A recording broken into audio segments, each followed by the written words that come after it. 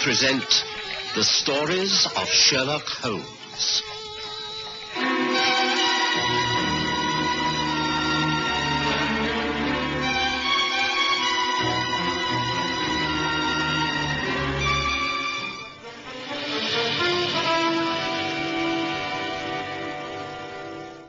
As a medical man, I'd always been a great believer in looking to nature for the secret of health.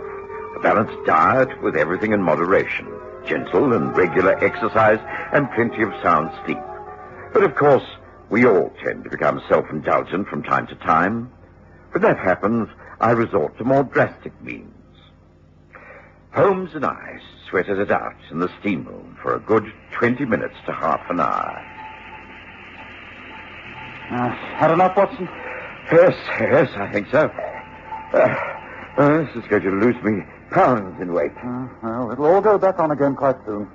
It's purely water weight. Come on, then. Let's have a shower in the next room and then a good massage. I don't want to spend all day in here. Right. Oh, where's my towel? Right. Come on.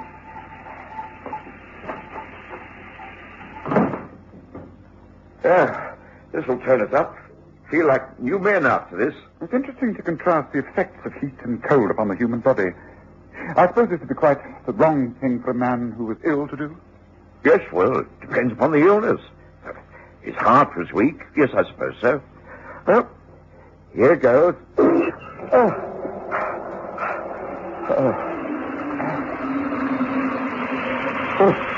or 3 minutes of this will be enough. Rub down with a rough towel and 20 minutes of heavy massage. I think you have a streak of masochism in your nature, Watson, but... Well, I'll take your word for it. Yes, that's better. Feel fitter already. Oh, gracious, Holmes. What's that? Young lout like you. How dare you call me a lout? Vera is of age. You're bigger, only bigger. Don't be quiet. Get out of here. Stay out. I shall do nothing of the kind. I have as much right to use these bars as you have. I come here regularly, and I shall continue to do so. And no stupid, mad old inventor is going to... I'm warning you, Ashby. I can't tolerate your persecution much longer. I don't want to persecute you. I want to ignore you. I find you interfering in any way. You what? Think a weak, feeble old fool like you can scare me? I'll find a way to make you pay for this. I'll kill you. If you get the chance. It will be quite simple for me to put you out of your misery first. Why, gentlemen, please. There are other people in here. This is a respectable establishment. We can't allow personal quarrels to take place within these walls. Now, kindly dress and leave here as soon as possible. Very well. But I warn you, Kenyon, I won't tolerate much more of this. You'd better pull yourself together and be more reasonable. You'll regret it. And you'd better mend your ways, and above all, stay away from my daughter. Common oaf. No good loafer. Only after her money, I know that. Now, that's enough, sir. I must ask you to leave. There are other clients waiting. Have that way out, please. Good morning, Mr. Holmes. Dr. Watson. I'll be with you in a moment. Watson? Did you say Watson? Yes, a strange morning we are, meeting all the odd types in here. Remember me, Watson? Rex Kenyon, Research Department at Battersea Institution. Yes. Of course I do. Some years ago. I'd never have known you. You've changed so considerably. Oh, lost a bit of hair and slimmed down. On the other hand, you look portly and prosperous. Suppose you quacks always win, huh? Come out on top. The only people who can bury their mistakes, huh? Well, I can't waste more time in here. I'll be back next week. I'll leave your tip at the office. Goodbye, Watson. What an extremely unpleasant man. Yes, he always was, if I remember. Just make yourself comfortable on the massage tables, gentlemen. You first, Dr. Watson. Just relax, Mr. Holmes. Sleep, if you like. I should think sleeping in here is almost impossible. I don't know. Some people do. Back and shoulders first, Doctor. Who was that man, Watson? Rex Kenyon, did he say? Yes, that's right. I met him some while ago when I was doing some research at the same institute.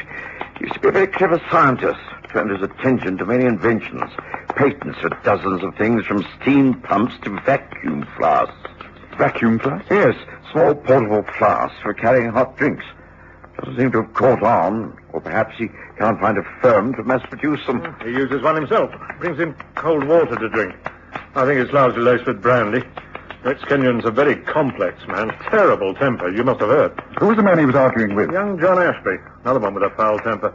Apparently, Ashby's keen on Kenyon's daughter. causing untold trouble. They come here and raise Cain. No wonder you allow it. Oh, I have complained, and they've been warned that it's got to stop. We tried to persuade them to make different appointments, but each claims he was first in booking these hours. Oh, very trying. Well, I must say, I'm shocked at Kenyon's appearance. He looks dreadfully ill to me. Oh, can you concentrate on my right shoulder? I think I've a touch of fibrositis there. Yes, that's it. Yes, a bit of a knot here. Just under that old I wall. suppose the incident with Rex Kenyon would have been totally forgotten if we hadn't had a visitor a couple of days later. I came home in the afternoon to find Mrs. Hudson had just announced a young lady. Ah, Watson, back just the right time. This is Miss Vera Kenyon. She's come to see you and not me. Shall I leave you? Oh, please. Please, Mr. Holmes, please don't. The fact is, I would welcome your advice. Oh, what's it all about? Oh, do be seated. I assure you that we shall both help you if we can. Well, my father is Rex Kenyon. I believe you were acquainted with him some time ago. As you met at the Raynor steam bars the other day. Yes, that's right. I must say I'm surprised that he mentioned the fact to you. Well, it just came up when you were talking of ways of keeping healthy. And that is really why I've come to you, Dr. Watson. I'm quite convinced my father is very, very ill. He's a brilliant man, as you must know. He's been deteriorating in health quite rapidly. And it's affecting his whole personality. He will not go to a doctor. He hasn't any faith at all in the medical profession. And I'm worried to death about him. Yes, well, how do you think I can help? Well, you are the only doctor he even knows. Can you not call at our house, quite socially, and persuade him to let you examine him, advise him? If I thought it would succeed, I'd agree immediately. But it's quite clear that your father would not allow me to even talk about his health. You'd never consent to taking my advice. And it only caused an ugly scene. I imagine you find it difficult enough as it is. Becoming intolerable. I have no life of my own. Recently, I became engaged to a young man, John Ashby. I was forced to break off the engagement when father behaved like a madman, ranting and screaming and threatening to cut me off without a penny. I'm afraid John also has a bad temper. Between the two of them, I'm at my wit's end. I'm sorry, I really don't think I can help at all. What do you advise, Holmes? I should think a change of scenery for all concerned would be the best plan. Can you not persuade your father to take a short vacation, get away into the country, even for a few weeks? I have suggested this many times. He'll not hear of it. All he wishes to do is spend most of the day in his workshop attached to the house, drink at the public house, the Falcon, and visit the steam bars 3 times a week. It's the pattern of a total eccentric, but he will not break it. I cannot see what we could do to help.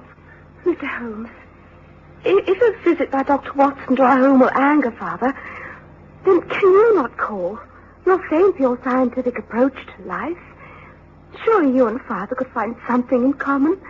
Perhaps you might have an influence over him. I very much doubt it. If anything specific arises, I will most certainly call upon you, but like Watson at the moment, I don't see what good I can do. I'm sorry, but that's that.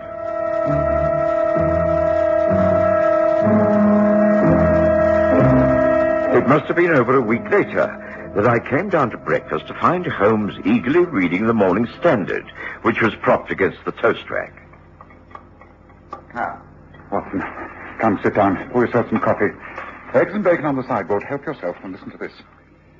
Inventor found killed in Turkish bath. Mr. Rex Kenyon, well-known inventor of patent domestic appliances, was found stabbed to death in the Raynor Road Turkish bath and gymnasium late yesterday afternoon. He was heard to be quarreling violently with another client in the steam bath earlier. The body was found by Mr. Paul Simmons, a masseur. Scotland Yard are investigating. The young man has been held for questioning. Yeah. Sounds as though Vera Kenyon's young man's in trouble. Almost a duplication of the situation we witnessed when last there. Those two threatening to kill each other. Oh, we heard them say so. Yes, now it's happened. Well, I said I would help Miss Kenyon if the need arose, and as it's clearly a case of murder... Ah, that may well be the lady herself. Would you answer the door? When I opened the front door, I was surprised to see not Miss Vera Kenyon, but Inspector Lestrade of Scotland Yard. Of course, I invited him up straight away. It seemed he had called about the matter we'd been discussing. Holmes poured him coffee, urged him to smoke his pipe, and get down to the purpose of the visit.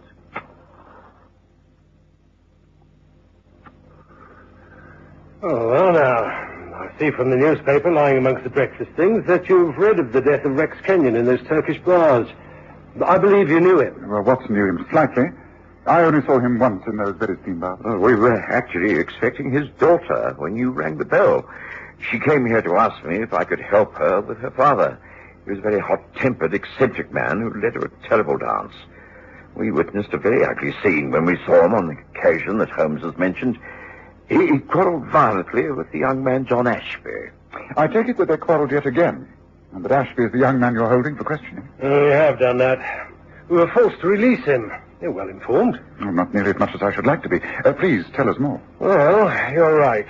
Kenyon and Ashby frequented those Turkish baths. They were continually meeting and always fighting. It seemed that yesterday afternoon at about 4 o'clock, they both arrived at the baths. They undressed in the changing room and they entered the steam room. Rex Kenyon carried his refreshment flask as usual. They entered at different times and couldn't have been pleased to see each other. They were the only two people in this, the hottest room. It was only a matter of minutes before the masseurs waiting in the outer room heard them quarreling. You're a dirty hound. Now, one shut up. Go to the devil. You stop hounding me, following me about. Follow you? Oh, I'd be only too pleased if I never saw you again, you old goat. You're a sneaky young blackguard. You'd like to see me dead, wouldn't you? Yes, I would. Then you'd try and get at my daughter's inheritance, you swine. Shut up, you old fool, or I'll make you... The argument continued for a few more minutes. Then John Ashby came out of the hot room and walked across to the headmaster, Atterbury. Oh, yes, we know Atterbury. Good man at his job. And I think a sound witness. He told me in great detail all that happened next. Mr. Ashby came straight out of the hot room and into our parlour. I saw him. He was naked, except for a towel round him. This he discarded when he lay face down on one of our benches and demanded a cold sponge treatment. I got to work on him straight away, hoping that the cold water would cool his temper, too. He's a powerful young man. I could tell he was still very angry. Some 10 minutes passed. No one came in or out of the bath during that time, I can swear to that. Then another client, stripped for the hot room, came through from the changing room and entered it. Well, seconds later, there was this dreadful scream. We all rushed forward. Rex Kenyon was lying on his back on a bench with blood still flowing from a wound over his heart. He was dead. Well, I closed the place up and sent for the police. Nothing was touched, no one allowed to dress or move until they arrived.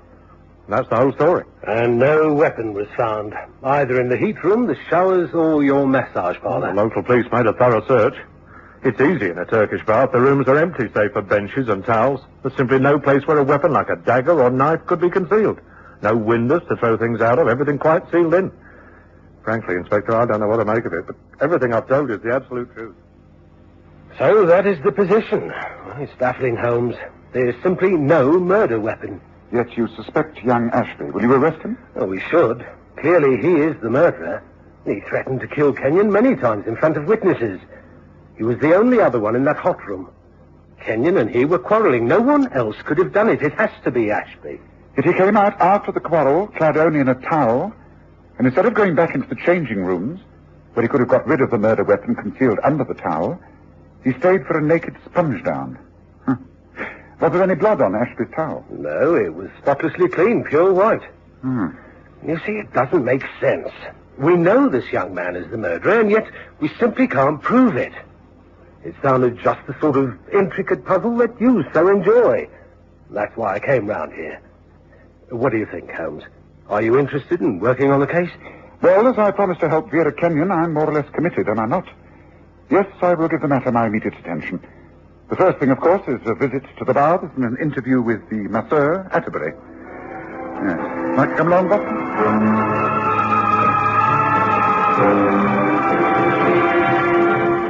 We went immediately to the Turkish baths, and Holmes had a long talk with Atterbury, who simply repeated everything he'd told Lestrade. The steam room was not working. Nothing had been touched since the baths had been closed down. We both knew our way about the place, but it was clearly a waste of time.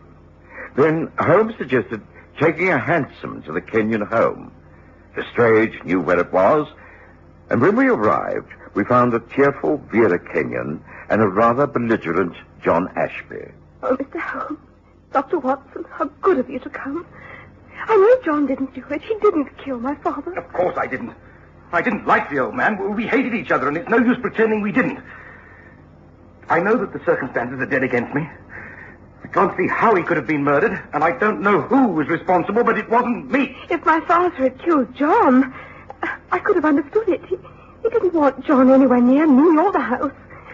Why should John want to kill Father? It has been suggested that with your father out of the way, you would inherit a great deal of this estate. If you married John Ashby, then he would automatically become a rich man. That's a lie. A flaming great lie. And if I meet up with whoever said that, I'll... John, please. You also have a violent, ungovernable temper. All right, I admit it. But my temper goes as quickly as it comes. Lots of murders are committed in acts of rage. But I didn't do it. I swear I didn't. Please, Mr. Holmes, you've got to believe me. Oh, yes, I do. This killing wasn't committed on the spur of the moment. It was quite premeditated and cunningly thought out. Oh, and perhaps you will be able to tell us what Ashby cannot. Who killed Kenyon? How did he get rid of the weapon? And what do we do now? Well, I don't know about you. Perhaps someone could arrange a pot of tea. But I should like Miss Kenyon to show me over the house, and in particular her father's workshop. That I should be most interested to see. Oh, but of course. John, would you be good enough to slip into the kitchen and ask cook to give us tea up here in half an hour? Do you wish to see the house also, Dr. Watson? If so, then please come with me. I'm sure you'll excuse me, won't you, Inspector? We left a rather bewildered Lestrade and an irritated John Ashby and were shown over the house. Holmes just glanced into the rest of the rooms, but was clearly most interested in the outbuilding. It was a large, well-equipped type of workshop, filled with benches, Bunsen burners, retorts, metal gadgets, and dozens of tools, each appropriate to the experiment being conducted according to the plans pinned above the bench. It was a fascinating place, one in which Holmes could have spent many hours, but he appeared to know just what he was looking for. He prowled around until he came upon a small desk. On the wooden frame was a small design sketched on squared paper. Yes, this is interesting, Watson. See, it's a sort of scabbard. Your father did a great deal of work in metal, Miss Kenyon? He worked in all types of material. Yes, he welded metal into all kinds of instruments and designs. Now, I wonder what happened to this particular subject. Yes, in a drawer, perhaps. No, there's nothing here, although a small book. Deliveries of materials, I think. Orders for things he needed. It says here, 7 pounds of ice, cylinder of CO2 gas. That seems to have been ordered several times, and the last delivery on the day of his death. Yes, now I think all is clear. Look, I'm blessed if I can follow this. Neither can I. I cannot explain. The only way I can tell you what happened is to show you. A practical demonstration of your father's abilities. Now, wait just one moment. I need to look around. Yes, it's clear that if something is intended not to be found, it will be deliberately thrown away, and so the dustbins and rubbish boxes. Now, here, this. Now, what about this? What on earth is it? Looks like some form of metal mold. Good, Watson. That's exactly what it is. And now the gas cylinder. Where did they take the empty ones to be taken away? I think there, by the back exit. Yes. Look, there's one by the door. Yes. This is what we're after. Do you have ice in the house, Miss Kenyon? It is very important. Yes, I think in the kitchen. Father installed his own type of gas refrigerator. Then please go and get me a bucketful and ask Mr. Ashby and Inspector Lestrade to come here at once, please. The tea can wait. Oh, very good, Mr. Holmes. Now, Watson, help me to bring that cylinder back near to this bench, will you? This experiment. I did exactly as Holmes instructed, and by the time Vera Kenyon had returned with the ice and Ashby and the inspector had joined us, Holmes appeared satisfied. He started on his demonstration. I don't know how familiar you are with chemistry experiments, but of course Rex Kenyon was an expert. He successfully invented a small type of vacuum flask, the Kenyon flask, which kept the liquid poured into it at exactly the same temperature, be it boiling hot or ice cold, for many hours. He also knew that CO2, carbon dioxide, has a very low freezing point, 80 degrees centigrade.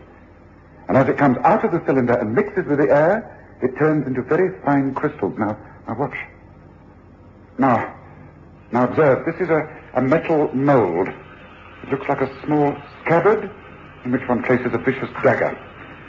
Now, this ice-cold material is forced into the mold, directed like this, and forced with ice to be compacted in. Now, notice that if I touch it, I shall virtually burn myself. So the reaction of the skin will be like that of a fierce flame. So, I use a block of ice which I can touch. Now, if that is left to assume the shape of the mold, and when solidified, taken out, what do we have? A perfect ice dagger. That is the weapon with which Rex Kenyon killed himself. It was not murder. It was suicide made to look like murder, and done so that another man's life should be forfeited. That's what this case is all about. It wasn't until we were back at Baker Street and I was mulling over all that Sherlock Holmes had demonstrated that the pieces of the jigsaw began to fit together. Kenyon used to turn up at the Turkish bath with a vacuum flask. It was the only other article than the towels that went into the hot steam room. I've often said, Watson, that when all the other possibles have been ruled out, what is left must be the answer. In this case, the only object that could be used as a weapon was the flask. Now, obviously, one could not stab a man to death with that, but with something concealed in the flask? Yes. When Kenyon was found dead with his chest wound still bleeding, the flask was on the floor. It was quite empty. So the contents of the flask. The ice dagger with which he delivered the fatal blow sank into his flesh. He collapsed, and within minutes, the intense heat of the room melted the ice. The murder weapon disappeared. And he died hoping that Ashby would be convicted of murder. But why, Holmes? I mean, why did he kill himself? I think as a medical man you can guess, Watson.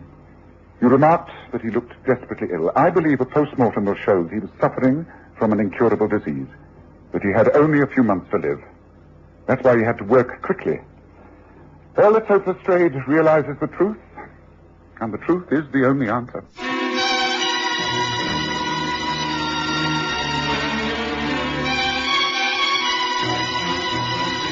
Listen again next Sunday to The Stories of Sherlock Holmes, with Graham Armitage as Holmes and Kerry Jordan as Dr. Watson.